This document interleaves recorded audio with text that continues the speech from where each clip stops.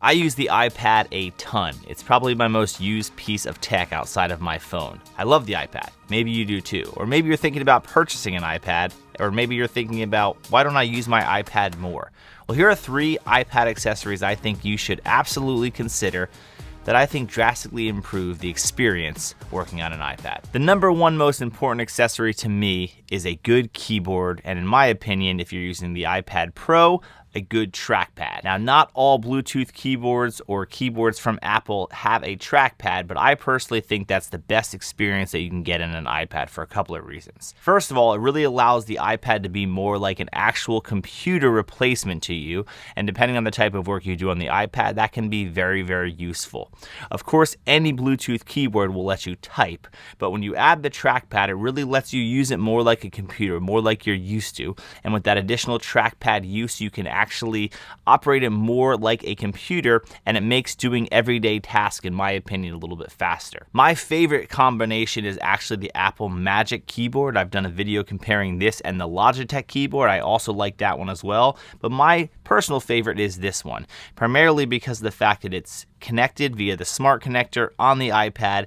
There's no lag whatsoever. It's not that Bluetooth lag you're used to. There's no battery life you have to worry about. You literally just magnetize it right to the case. Boom, you're ready to work. And when you're done using it, you shut it, and it's just like a computer. There are other keyboards available that don't have the trackpad, and you can get those. And if you're a person that really just thinks that you'll like the additional benefit of typing and that's it, that might be a good option. But I personally think that once you have a trackpad and a good keyboard trackpad setup, you'll use the iPad even more than you ever thought, because it is just quicker, in my opinion, to still operate quickly and be able to tap when you need. But when you have your hands in that position where you're working, sometimes it's easier and more comfortable for you to just use a trackpad like you would on a computer. The second most important accessory to me is the Apple Pencil. Now, you may say to yourself, well, I'm not an artist, I don't really draw, and so I don't really need that. But I think what makes the iPad and the Apple Pencil such a great combination is that it really becomes a great note-taking device, or just handwriting device for a lot of different purposes. I personally, for some reason, just find it intriguing and more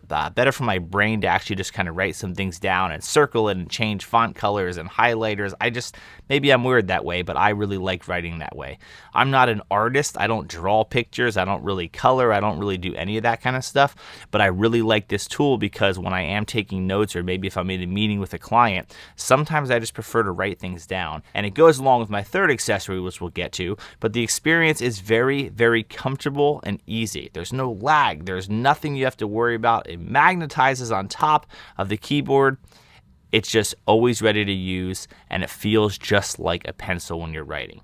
I really like it. Now, obviously, if you're an artist or someone who draws, of course, this is a no-brainer that you should get it. But even if you're a photographer who uses something like Lightroom a lot, or Photoshop, or even Final Cut Pro on the iPad, the Apple Pencil kind of gives you a little bit more precise detail when you're coloring in things and using brushes and adjustment layers and all different things in these different softwares. I really feel like this is a great tool that kind of becomes more the trackpad if you don't want to use the trackpad, but it's a little bit better and more precise than your finger. So I really like using that for other applications, not just writing. If you are using the Apple Pencil at all, I can't recommend enough accessory number 3, which is a screen protector that is matte based. I'm a big fan of the paper type, paper-like, paper feel. They're all different names depending on what you search for on Amazon. I'll put links to the exact one that I have below, but the matte screen protectors on the iPad, I think, are outstanding and are a must-have for a couple of reasons. The first reason is that naturally when you are writing on the iPad,